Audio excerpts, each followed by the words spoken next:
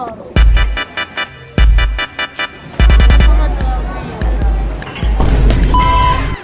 Yeah, parang first time natin. Hindi kasi, bibili kami doon ng mga gamit namin. Like, Ay, yes! Bibili akong bag ko, shoes ko, pencil case ko, and everything nice.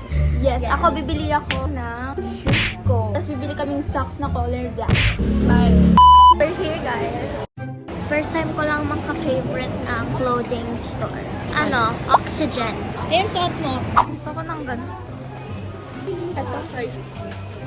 Tinagang 50 pieces. Itong isa. Undecided pa kami, guys. Hindi ko alam pipiliin. Since wala kaming mahanap na bag, magtitingin muna kami sa shoes. Wala na kasi yung bag na gusto ko eh. Sabi ko, Meron na akong shoes. Ito ulit. Ito suot ko last school year. Nakabili na ako ng shoes ko pang school. Bibilin ko naman shoes ko pang alis-alis. Ito yung pinili. Ah, ang ganda niya. Girl. Nalive ako ngayon. Say hi. Panis, 6'7". diba? Pag-aalis Kaya ang tayo. init-init. Sa night kasi. Nag-live ako kanina. Shout out sa mga nanood sa live ko kanina. Yes. Mga OG kayo, guys.